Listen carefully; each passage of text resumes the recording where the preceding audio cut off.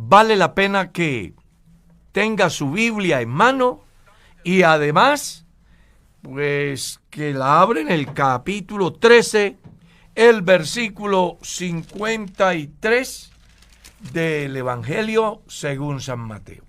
Vamos a leer, mi estimado Mauricio. Amén, hermano Carlos. Dice la palabra de Dios: aconteció que cuando terminó Jesús estas parábolas, se fue de allí, y venido a su tierra, les enseñaba en la sinagoga de ellos, de tal manera que se maravillaban y decían: ¿de dónde tiene esta sabiduría y estos milagros? ¿No es este el hijo del carpintero? ¿No se llama su madre María y sus hermanos Jacobo, José, Simón y Judas? ¿No están todas sus hermanas con nosotros? ¿De dónde pues tiene todas estas cosas? Y se escandalizaban de él. Pero Jesús les dijo: no hay profeta sin honra, sino en su propia tierra y en su casa. Y no hizo allí muchos milagros a causa de la incredulidad de ellos. Qué importante párrafo que acabamos de leer. Y bueno, vale la pena destacar algunos aspectos de este pasaje porque, en primer lugar, dice que el escenario se da después de que él ha llegado, o mejor, después de hablarles por parábolas, viene a su tierra de nacimiento, a Nazaret. Y allí, pues, les enseña, porque Jesús tiene una particularidad, y es que la mayoría de su tiempo lo ocupa en tres cosas. No sé si ustedes lo habrán mirado en la Biblia. Enseñando, ¿sí? Haciendo maravillas y milagros y predicándole a las multitudes.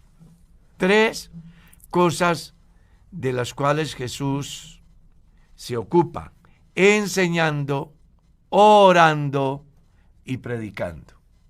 Y haciendo pues maravillas y milagros. Un complemento que dice realmente quién es Jesús. Y aquí no va a ser la excepción. Termina de enseñar a sus discípulos por parábolas y ahora viene a dar cátedra al común de la sociedad. Porque eso es lo que dice ahí, ¿no? Amén. Venido a su tierra, les enseñaba en las sinagogas de ellos. Entró a los lugares de reunión donde el pueblo israelita se reunía para escuchar la ley de Moisés. Jesús aprovecha ese escenario para enseñarles lo pertinente al reino de Dios, al propósito de Dios para con ellos, a la razón de su manifestación en el escenario humano. Y es obvio, se maravillaban. Es muy importante que tengamos en cuenta que aquello de maravillarse puede tener dos connotaciones. Una de regocijo. Amén. Y otra de asombro, venga, ¿y por qué está invadiendo este espacio? ¿No? De asombro y de rechazo a la vez. Exactamente, podía darse esos dos fenómenos. En todo caso, la Biblia es clara, se maravillaba. Amén. Posiblemente por su sabiduría, posiblemente porque no respetó el escenario donde solo era dedicado a escuchar la cátedra de Moisés. En todo caso, hay una reacción. Surgen unos muy interesantes interrogantes. ¿No es este el hijo del carpintero? Es una pregunta que se hacen ellos, ¿verdad? ¿No se llama su madre y sus hermanos Jacobo, José, Simón y Judas? ¿No están todas sus hermanas con nosotros? ¿De dónde pues tiene todas estas cosas? Y se escandalizaban de él. Pero Jesús les dijo: no hay profeta sin honra, sino en su propia casa. O sea que según este pasaje, nos da razón en el argumento inicial. Amén. Posiblemente el maravillarse estaba relacionado con conocer de dónde era, cuál era su familia y la osadía de Jesús al irrumpir en un escenario donde solamente se escuchaba la cátedra de Moisés, la ley. Y por eso dice la Biblia que van hasta el origen de Jesús. Oye, ¿este no es el hijo del carpintero? ¿Acaso su mamá no es María y sus hermanos Jacobo, José, Simón y Judas? ¿Y no están todas sus hermanas con nosotros? Me hace pensar que lo estaban estigmatizando. Completamente, hermano, porque a mí me causa impresión cómo es que comienzan todos estos interrogantes, ¿sí? Porque si uno estaba maravillado de mirar a Jesús, pongámonos un poquitico en el escenario, pues bastaba con eso. ¿Y para qué preguntas y para qué interrogantes y para qué saber tantas cosas? Si es que usted era testigo presencial de la gloria de Dios. Pero esa es una actitud de muchas personas cuando ven lo que hace Dios y aún siguen preguntando y aún siguen insatisfechos siendo testigos de lo que Dios hace. Y la primera pregunta es fundamental. ¿De dónde tiene esta sabiduría y estos milagros? En otras palabras, como buscando una aprobación humana para esta explicación. Y resulta que esta aprobación no era humana, sino divina en la presencia y en la persona de Jesús. Muy interesante que aquellos hubieran podido descubrir en Jesús en ese momento algo más que al hijo del carpintero. Amén. Lo vamos a ver en el capítulo 16. Algo muy similar. Porque mire usted que después de todo lo que Jesús ha hecho, en el capítulo 16 del mismo Evangelio, Jesús le pregunta a los discípulos, ¿quién dicen los hombres? ¿Quién es el Hijo del Hombre? Amén. Y hubo una cantidad de conjeturas con relación a Jesús. Aquí la gente se asombra de ver que Jesús hace cosas que si se mira desde su origen no tiene peso. Ninguno. Es el hijo de un carpintero. Es del Su común. mamá es fulana. Uh-huh. O sea, lo están estigmatizando, teniendo en poco. ¿Ya? Pero hay varias cosas que quiero tratar, porque en primer lugar, conocían la familia de Jesús. Y eso no daba pie para pensar que Jesús fuera alguien importante. Un erudito, una persona. Por ejemplo. Uh-huh. 2. A diferencia del mundo religioso de hoy, ellos no tenían problema en reconocer que José se había casado con María porque era un hombre y necesitaba una mujer. Y el resultado de unión entre hombre y mujer son hijos. Eso es lo natural. Es lo natural. Aquí saben que Jesús tiene hermanos y hermanas. Hay una historia que dice que Jesús tuvo aproximadamente 7, es decir, 4 hermanos varones y 3 hermanas. ¿Y por qué hago énfasis en eso? Porque la religión le ha vendido al pueblo el concepto de que María se casó y no tuvo intimidad con José. Que María era virgen antes del parto, en el parto y después del parto. Y aquí textualmente la Biblia dice que Jesús tuvo hermanos y tuvo también hermanas. De pronto a alguien se le ocurre pensar por allá, no, es que los hermanos de Jesús eran los que hacían la voluntad de Dios, haciendo alusión precisamente a el mismo Evangelio de Mateo y resulta que desconocen otros pasajes de la Biblia que establecen la diferencia entre hermanos y discípulos. Algunos creen, sobre todo la religión que tiene su origen en Roma, le enseñan a su feligresía que los hermanos de Jesús eran los apóstoles. Y hasta ahí llega el análisis. Y hasta ahí llega el análisis. Pero cuando uno lee la Biblia, encuentra que no es así. San Juan capítulo 2, usted lee, después de que Jesús es invitado, dice que terminada la fiesta, descendieron a Jerusalén, él, su madre, sus hermanos y sus discípulos. Amén. Establece diferencia entre hermanos y discípulos. Si lees San Juan capítulo 7, estamos hablando de la fiesta de los tabernáculos. Sus hermanos le dicen: ve a la fiesta para que hagas allí señales y milagros a fin de que tus discípulos crean en ti. Y me llama la atención cómo concluye: porque ni aun sus hermanos creían en él. ¿Escuchó? Los hermanos de Jesús no creían en Jesús. No creían en él. Vinieron a creer en Cristo después de la resurrección. Entonces es muy importante que la gente lea la Biblia, que no se dejen llevar por el dogma, por la tradición.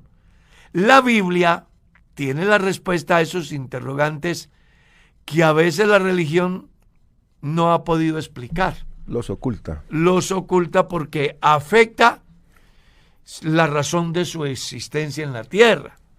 Ahora, si usted sigue leyendo la Biblia, capítulo 9 de la primera carta a los Corintios, en el reclamo que hace Pablo acerca de sus derechos, me llama la atención como dice, porque a Pablo lo están cuestionando, pues en el capítulo 7 él dice: para el hombre lo mejor es no tocar mujer. Pero en el capítulo 9 el tipo está enamorado de alguien, le está llamando la atención a alguna hermana de la iglesia. Y eso genera una discusión en la iglesia. Venga, y este no es el que tiene el don de continencia. Y este no es el que acaba de decir en el reciente pasado que al hombre le sería mejor no tocar mujer. Y mírelo ahí. Ahí está mirando a la hermana X, Y o Z. Y además le está elogiando. Entonces Pablo les dice: y es que solo Bernabé y yo no tenemos derecho de traer una hermana por esposa como los apóstoles de el Señor y Cefas y los hermanos del Señor. Establece otra vez la diferencia entre apóstoles y hermanos. Si vas a la carta de los Gálatas, vas a descubrir que Pablo, después de estar predicando al mundo gentil, un día hace una reflexión y dice: voy a subir a Jerusalén a recibir una orientación de los apóstoles, porque a lo mejor de pronto yo esté presentando un mensaje no tan acertado al postulado cristocéntrico y no quiero equivocarme. Dice que subió y dice: no encontré a ninguno de los apóstoles, sino a Jacobo, el hermano del Señor. ¿Por qué hago este comentario basado en la Biblia? Para que los cristianos tengan en cuenta que tiene razón San Mateo capítulo 1, el verso 23 en adelante, cuando dice: despertando José del sueño, hizo como el ángel del Señor le había mandado, y no conoció a María su mujer hasta que dio a luz a su hijo primogénito, y le puso por nombre Jesús. Con este texto lo que quiero decir es que si Jesús era el primogénito, entonces después venían más. Y es también muy valioso que usted se detenga a comprender el contexto hebreo en el sentido de lo que representaba una mujer fértil en ese pueblo y una mujer estéril. Por eso usted encuentra a Sara afligida porque era estéril, a Elizabeth afligida porque era estéril, ¿cierto? A la mujer de Jacob, la hermana de Lea, triste porque era estéril. A Elizabeth porque era estéril. Pues en esa cultura una mujer estéril no era bien vista. No. Tenía que ver con alguna sanción o castigo de parte de Dios. Y eso las afectaba. En consecuencia, la madre del Señor Jesús, una de las formas de mostrar que el favor de Dios estaba con ellos, es que fuera fértil y tuviera muchos hijos. Y eso en nada afecta la persona y lo que representa esa mujer en el escenario judío-cristiano. Amén. Otra cosa que debe de tener en cuenta el lector de la Biblia con relación a ello, a lo que nos estamos refiriendo, es que tenga muy en claro que aquí no es grado de santidad ser una mujer virgen, pues es un fenómeno natural. Quiere decir que no ha conocido varón. Uh-huh. Toda mujer que no ha conocido varón es virgen. Yo recuerdo que en la universidad, en una conferencia que estaba dando, ante el concepto que manejaba el líder religioso de aquella importante reunión, yo les decía, si para ustedes la virginidad es objeto de adoración, pues les mostré todas las niñas que estaban en la conferencia y le dije al líder, al sacerdote que ya murió, llamaba Alirio, le dije, entonces préndale velas a todas estas muchachas, porque si no han conocido varón y para ustedes la virginidad es algo que hace que la persona sea santa, entonces préndale velas a toda esta gente. ¿Ya? Sí. ¿Qué quería decirles con eso? Hombre, que la virginidad en una mujer es simplemente la expresión de que no ha conocido varón. Entonces, aquí lo importante no es que ella hubiese sido virgen, sino que Dios, amén, le haya placido hacerse carne en el vientre de ella.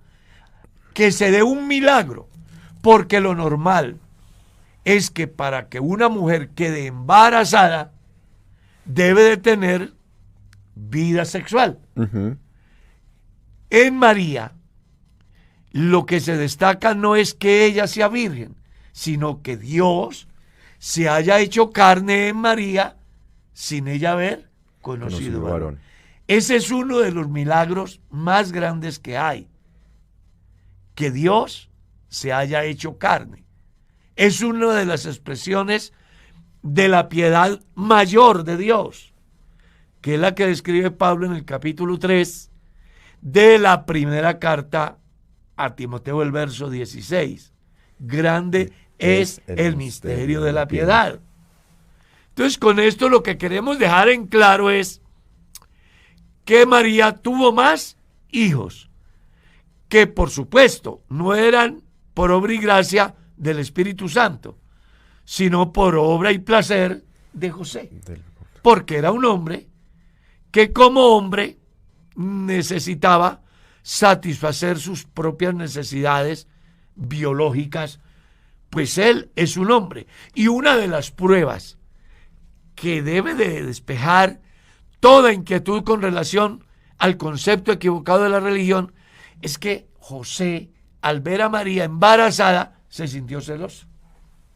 Y es que, hermano, aquí en su buena argumentación, pues la verdad lo que estamos mirando es cómo la Biblia y la palabra de Dios nos quita un manto de tradición y de religiosidad que ha estado durante mucho tiempo, ¿sí? Y que la gente aún sigue con ese manto y con esa oscuridad, pero la Biblia y la interpretación correcta de la Biblia y la lectura correcta de la Biblia, ella misma nos va a colocar unos interrogantes que nos va a dar claridad para que este tipo de cosas que han venido haciendo carrera durante siglos, hermano Carlos, Claro. hoy en esta apreciación, en este estudio de la palabra de Dios, nuevamente el Señor abre el panorama y da claridad sobre cosas que aún hay veces hasta a los mismos hermanos les cuesta trabajo aclarar.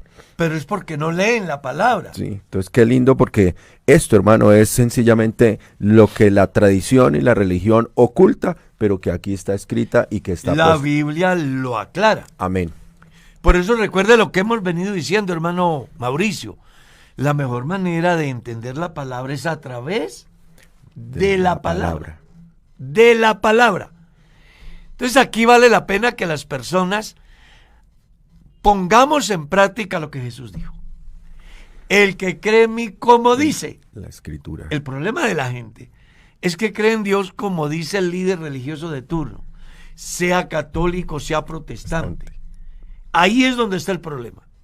Pero cuando uno cree a Dios, como dice la Escritura, tiene la hoja de ruta perfecta para llegar a Dios, para salvar su propia alma.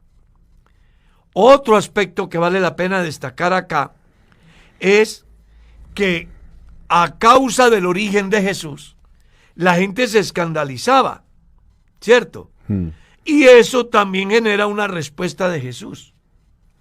No hay profeta sin honra, sino en su propia casa. Y es que a mí me causa mucha impresión siempre la gente buscando una explicación, si me lo permite hermano Carlos, una explicación de erudito, de maestro, de filósofo, de persona que ha estado estudiada, y para ellos pues obviamente porque ellos lo que pensaban y lo que ven en la mente era una larga carrera, ¿sí?, de erudito, una larga carrera de todos los que representaban de alguna manera la forma religiosa y la ley, y decían, pero este no ha pasado por allí, no ha ido por la enseñanza, no ha ido a la universidad, no ha estado en esos lugares. ¿De dónde toda esta explicación? ¿Qué explicación le damos a esto? Y Dios ya nos lleva unos 14 pasajes atrás, unos 14 capítulos atrás, 13 capítulos, mostrando quién era Él, y todavía ellos seguían sin poderlo conocer. Claro, es que la reacción de ellos es muy interesante porque dicen, venga, este no ha hecho carrera. Este no conoce la universidad en Jerusalén. Ahí está Entonces, no existe antecedentes de él como para que venga aquí a dárselas de alguien tan importante, pero a pesar de que no ha estudiado, sí hace maravillas y hace milagros. Amén. Y además habla con sabiduría, ¿ya? Y eso es lo que los lleva a ellos a ir a su origen. Sí, ¿De dónde tiene esta sabiduría y estos milagros si no ha estudiado? La gente sabía inclusive que Jesús era analfabeta. Lo que no entendían es que Jesús, el que estaba ahí, el que ellos miraron seguramente alguna vez ayudándole a mover los trozos de madera en la ebanistería de José, era algo más que el Hijo de María. Es Dios entre los hombres. Amén. Y mire cómo concluye el pasaje, porque vale la pena también que entendamos cómo concluye su pasaje. Dice la Escritura que allí en ese lugar Jesús no hizo muchos milagros por una razón. ¿Cuál? A causa de la incredulidad. Qué palabra tan importante, la incredulidad. Claro, usted va a encontrar en la Biblia que si alguien quiere ser beneficiado de parte de él, debe de creer. Cualquier cantidad de veces va a encontrar usted en las Escrituras la urgente necesidad del ser humano de creer en él. Amén. Usted lee, el que cree en mí, como dice la Escritura. Todas estas señales y milagros que Jesús hizo, las hizo para que creáis que Él es el Hijo de Dios. Vuelve y dice que que de su interior correrán ríos de agua viva, dijo esto a los que habían creído en él. No se turbe vuestro corazón. No se turbe vuestro corazón, creéis en Dios. Creed también en mí. Marta, ¿no te he dicho que si crees, amén, verás la gloria de Dios? Porque al que cree, todo le es posible. Porque si 2 o 3 se pusiesen de acuerdo acerca de algo aquí en la tierra, pues hombre, será hecho por vuestro Padre Celestial que esté en los cielos. El escritor a los Hebreos decía, es necesario que el que se allega a Dios, ¿qué? Crea. que le haya.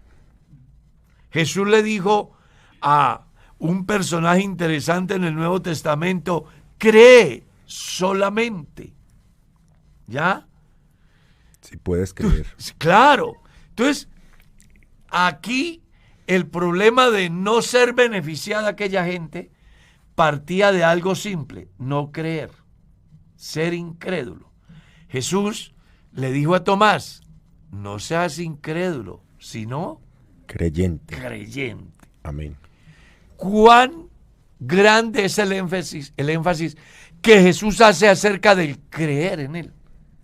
Porque solo cuando el hombre puede creer quién es él, es donde se va a poder ver los resultados del Señor en la vida del individuo.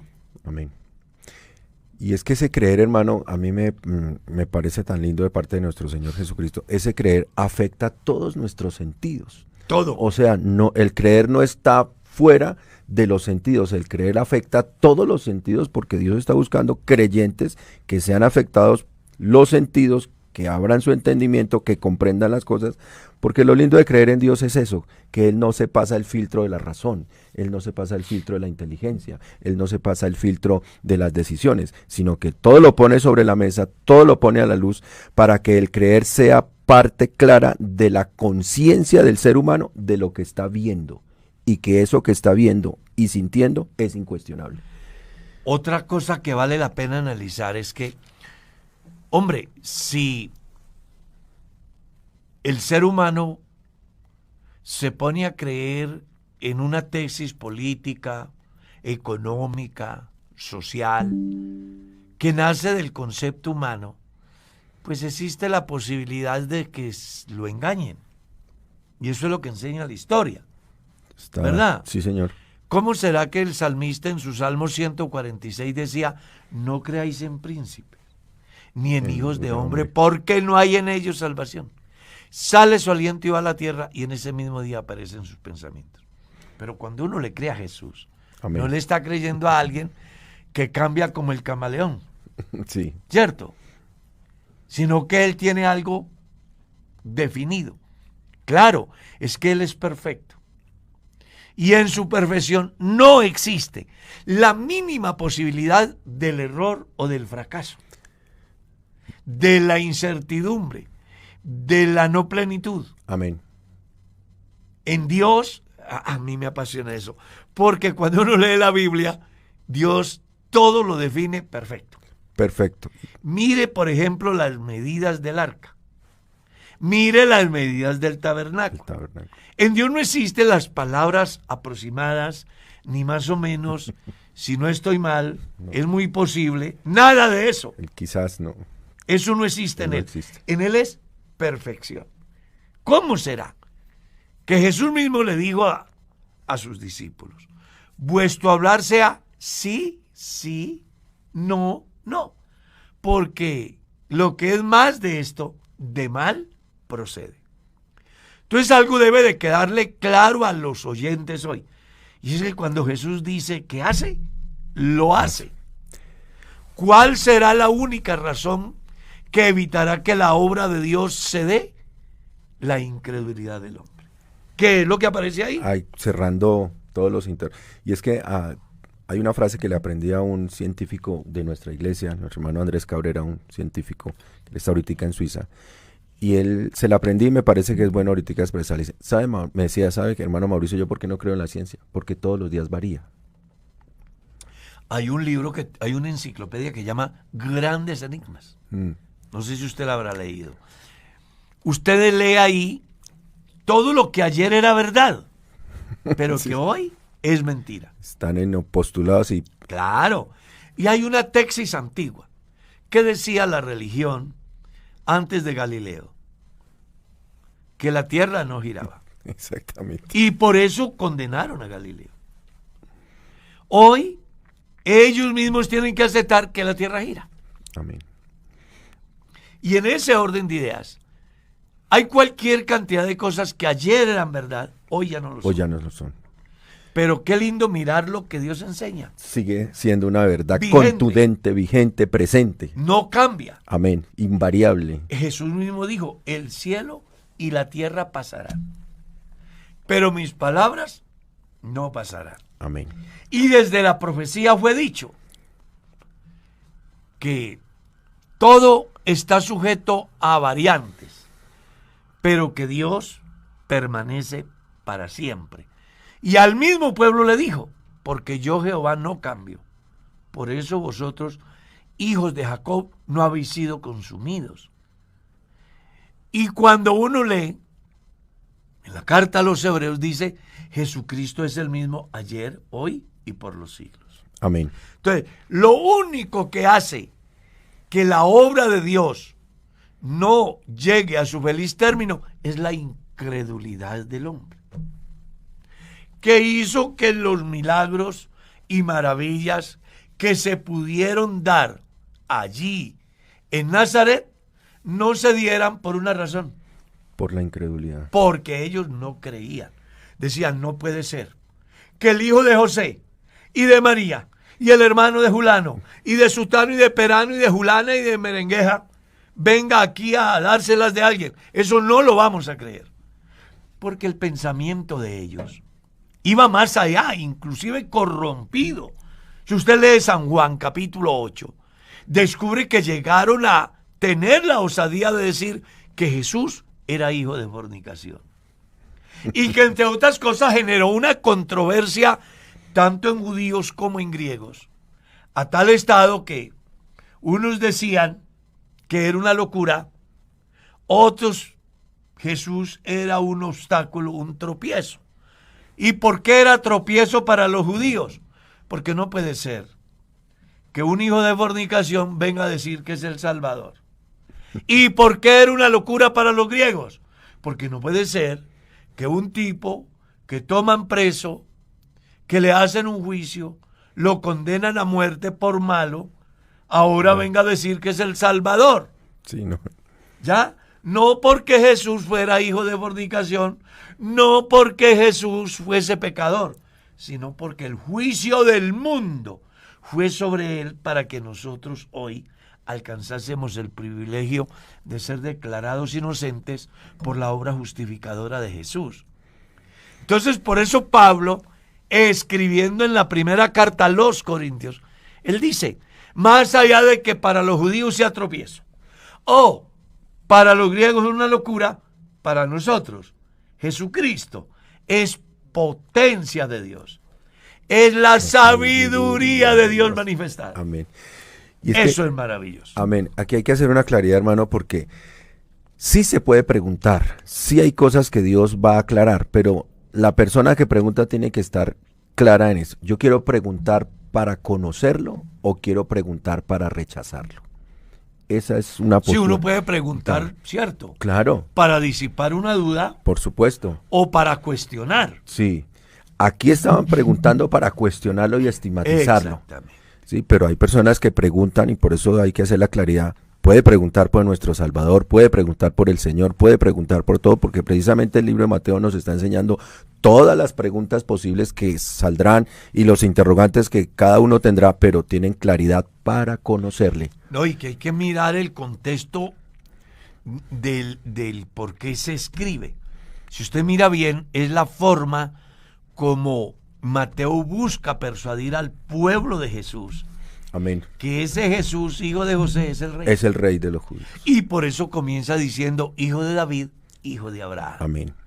Tratando desde el comienzo de que el pueblo a quien va dirigido el libro alcancen a entender la clase de persona que está ahí, que ahorita están cuestionando. Sí, que lo miran como un común, como si fuera como cualquiera. Exactamente. Y se les olvida el lamento de Jesús sobre Jerusalén. Que ya Jerusalén, Jerusalén, que matas a tus profetas y apedreas a los que te son enviados. ¿Cuántas veces quise juntarte como la gallina junta sus polluelos debajo de sus alas? Y no quisiste. Ojalá que usted hoy no sea incrédulo. Amén. Como la sociedad en la cual Jesús se movió, sino que aparte de leer las maravillas que Jesús hizo, las propias declaraciones de Jesús acerca de su deidad, las declaraciones que dan las escrituras de Jesús acerca de su deidad. San Juan, hay un pasaje que menciona 4 razones muy interesantes acerca del por qué Jesús es lo que es. Entonces aparece el testimonio del Padre, el testimonio que Él da de sí mismo, el testimonio que dan las Escrituras y el testimonio que dan los apóstoles. Amén. Como para que no quede duda alguna de quién es Jesús. Que para el momento en que se dé el pasaje que estamos estudiando, aquellos no estaban aún en condiciones de asimilar. Y es tan grande todo esto que un día Jesús mismo le dijo a los discípulos: tengo muchas cosas que decirles, pero ustedes no están en condiciones de recibir este mensaje. Sí. Les conviene que yo me vaya para que el Espíritu Santo venga, y una vez que Él venga, entonces ustedes puedan ser guiados a toda verdad. Pero les hago saber, como punto de partida, 4 cosas. Cuando yo me vaya, el Espíritu Santo vendrá y lo primero que va a hacer es convencer al mundo de pecado. Lo segundo de justicia y de juicio. Y les explica la razón. Ya, de pecado por cuanto no creen en mí, de justicia por cuanto voy al Padre. Son 3 razones, ¿no? De pecado, de justicia y de juicio. Y de juicio por cuanto el príncipe de este mundo ya ha sido juzgado a través de la obra de Jesús. Entonces, ¿qué podemos decir en este momento para concluir este párrafo? Que no sean incrédulos. Amén, así. Simplemente eso. Que no sean incrédulos. Porque cuando usted se acerca a Jesús, no se acerca a un monacho, a una vitela, a una escultura, a una pintura, a una imaginación del ser humano, hecha realidad a través de una obra de arte. Cuando usted se acerca a Jesús, se acerca al verdadero Dios y la vida eterna. Amén. Y que el historial de Jesús, del verso 58, del capítulo 13 hacia atrás, le grita a los 4 vientos de la tierra que Él es el amo, dueño y Señor. Amén. Que Él es la causa del efecto que en nuestro derredor está. Porque lo que vemos es el efecto de una causa que se llama Jesús. Y que Juan lo va a describir de una forma amplia. En el principio ya estaba el Verbo, y el Verbo era Dios. Esto era en el principio en Dios, y todas las cosas por Él fueron hechas, y sin Él nada de lo que hay hecho fue hecho. En Él estaba la vida era la luz de los hombres, ¿ya? Y en el mundo estuvo, y el mundo por Él fue creado. Amén. O sea que cuando nos acercamos a Jesús, nos acercamos al Creador, que lo ratifica Génesis, ¿no? Amén. Dios en el principio creó el cielo y la tierra. Y San Juan 1 dice que Jesús es el creador del cielo y de la tierra. Y que sin Jesús nada de lo creado existiera. Oye, qué interesante mirar Amén. Todo esto que aparece. Y es que este párrafo nos concluye, permítame, hermano, también decirle a los hermanos que sí tenemos en qué creer. que Dios sí tenemos. Sí tenemos Dios. Ah, grande. Muy grande. Se gloria. escribe con D mayúscula. Amén. Sí tenemos Dios, sí con hay la Dios. D barrigoncita. Amén. Sí tenemos Dios, sí existe Dios, sí hay Dios, sí hay en qué creer. Claro. Y no como suelen decir algunos, un Dios. No, el único. Amén. A mí me gusta mucho escuchar a Merceditas cuando pasa a hacer la oración. Ella utiliza una palabra muy interesante. Ella dice, no vamos a pedirle a un Dios, sino al único Dios, porque los demás dioses son ídolos. Son inertes. Y lo ratifica Juan, ¿no? Los dioses que no hicieron los cielos y la tierra, que desaparezca. ¿Por qué? Porque Jesús es el verdadero Dios y la vida eterna. Amén. Permítame decirles, creamos a Jesús, porque el que cree en Jesús, cree en Dios. No se turbe vuestro corazón. ¿Creéis en Dios? Creed también en mí. Porque el que me ha visto a mí, ha visto al Padre. Y si no me podéis creer por lo que yo digo, créame por lo que yo hago. Amén. Porque el único que puede alterar el orden natural de las cosas es Dios. Y yo las he alterado. Traer a la vida una persona de 4 días de muerto, convertir el agua en vino, maldecir la higuera y que se seque, multiplicar los panes, dar vista al ciego, perdonar pecados, limpiar un leproso. Eso solo lo hace Dios. Y esos testimonios son más que suficientes para que cualquier persona en cualquier lugar del mundo se acerque en plena certidumbre de fe para decirle a Jesús, te necesito como mi Señor, como mi Dios, como mi único Salvador. Que eso fue lo que entendió Pedro cuando da una importantísima predicación según el libro de los Hechos. ¿Lo recuerdas? En el capítulo 4, el verso 12.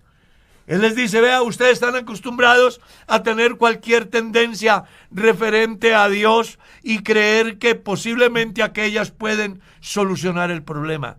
Pero solo hay uno. Amén. Que es el que puede salvarlos. Se llama Jesucristo, porque en ningún otro hay salvación.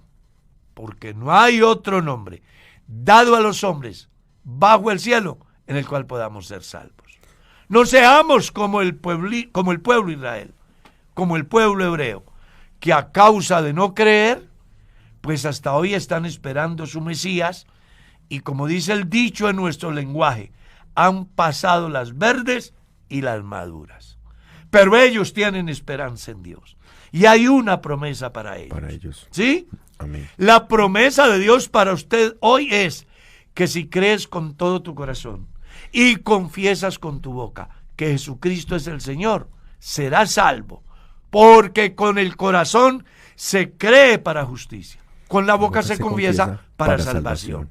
Si usted no quiere correr la misma suerte del pueblo hebreo, le motivo para que no sea incrédulo, sino creyente. Amén. Que hay una enseñanza maravillosa en la primera carta a los Corintios, capítulo 10. Dice que los que salieron de Egipto no entraron a Canaán por la incredulidad. Y dice, todo aquello que le sucedió al pueblo debe de servirnos como ejemplo a nosotros hoy, para que no seamos como ellos. Incrédulos como ellos. Idólatras como ellos. Murmuradores como ellos. Juguetones como ellos. Rechazando como ellos. Imagínate. Entonces aquí, un llamado de parte de Dios a través del pasaje es que si queremos ver las maravillas, los milagros, las señales que Dios tiene para nosotros, solo tenemos que hacer una cosa: poner en práctica lo que el mismo Jesús le dijo a una persona: cree. Amén. Solamente. Amén. Y es que, hermano, miramos estos 6 versículos, hermano Carlos, y con toda la exposición que se ha hecho aquí en el programa en esta mañana, Es increíble toda la enseñanza que tienen estos 6 versículos y todo lo que se ha desprendido de ellos para hoy hablar. Y el asunto es que si nos pusiésemos a manejarlo desde texto por texto, no, esto aquí hay una riqueza que se nos demoraría 2, 3 semestres para explicar un sinnúmero de cosas que están escondidas en los textos.